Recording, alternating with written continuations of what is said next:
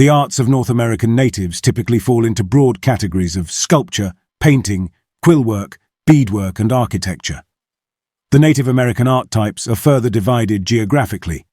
To cite two examples, the Northwest Coast is known for large sculptures such as totem poles and decorations on canoes, and the Southwest Pueblo people are known for their architecture. According to the site Native American Indian Facts, Native American Indian art is as diverse as the hundreds of tribes that inhabit America, each tribe having a unique culture and art forms. Evolving from simple cave drawings and carvings, traditional American Indian art grew to include intricate art in such forms as jewelry, beadwork, weaving, pottery, basketry, paintings, dolls, carvings, masks, quillwork, embroidery, and totem poles. In addition to hundreds of tribes, there have been many thousands or even millions of Native American artists through the ages. Unfortunately, many of their works didn't survive, especially the works that were done on materials other than stone, pottery, bone, or ivory. The works of artists of 2,000 or more years ago who worked in textiles, wood carvings, or basket making, for example, are mostly lost. Most examples of native artworks that survive are of more recent times. The site Essential Humanities, North American Art, says most Native American art from North America that survives was created in the medieval period. A few pieces survive from antiquity, the site says.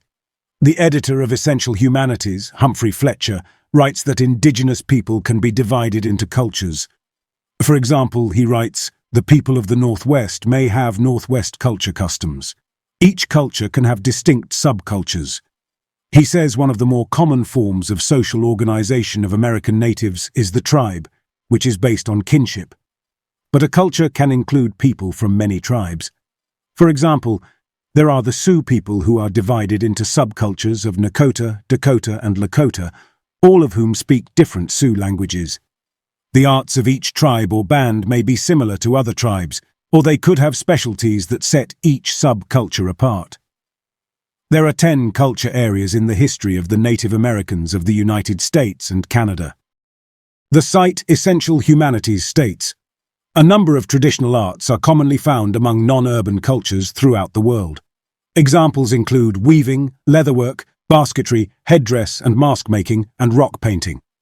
Throughout North America, which remained a non-urban region up until colonial times, all of these art forms flourished. One of the more enduring types of art forms is sculpture done in clay or stone. Wood statues, totems and figures don't survive as long for obvious reasons. The native sculptors who worked on a large scale are from the Northwest Coast region. They worked and still work in wood primarily. They sculpted figures, masks, canoe decorations and totem poles. They paint some of their works in bright colors and others in just red, white and black. People of the Arctic, the eastern woodlands and the Southwest also worked sculptures but on a smaller scale. Arctic people made masks and figures of animals in ivory and stone. Pueblo peoples of the southwestern United States worked in wood to produce kachina dolls, and eastern woodland people worked in wood, stone and clay to produce figures, pipes and vessels depicting animals and people. While ancient people in Mexico and Central and South America left complex, wonderfully realized monuments, buildings, pyramids and earthworks, this civilization wasn't as prevalent north of Mexico. However, there are a couple of exceptions. The people of the American Southwest, the Pueblos, made large clay brick buildings and kivas or prayer circles sunk in the earth and paved. The eastern woodland people also made hundreds of large earthen mounds. Archaeologists say some of the mounds were burial grounds, while others had temples or great houses at their summits. The largest, the medieval Monk's Mound, is at Cahokia, the biggest prehistoric urban center in what is now the United States. Most other North American Indian tribes lived in structures made of wood, animal skins or even snow and ice in the far north Inuit country. Paintings were done on rock, wood, pottery and leather, and in a type of medium called sand painting of the American Southwest. In the Southwest, most of the designs are geometric. Where the Southwest artist depicted a figure or person, the image was usually stylized. Some tribes painted shields or teepees, cave walls and clothing.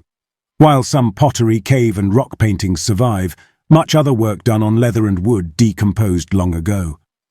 Essential Humanities says quill work merits special mention because in the entire world it was done only by Eastern Woodlands and Plains Indian artists.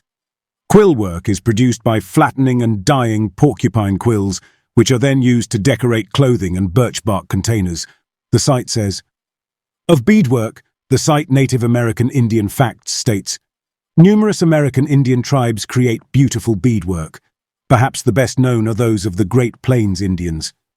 Native Americans originally used natural materials for their beads, such as shells, turquoise, wood, animal bones, animal horns, and silver. When Europeans started trading with the Indians, glass beads became available. Many wonderful artworks are being produced by Native American artists today. Some native artists depict traditional subjects and themes, while others base their work in traditional subjects but add their own personal and modern quirks and interpretations. The Denver Art Museum has a big catalogue with photos of works of past and present Native American artists on its website.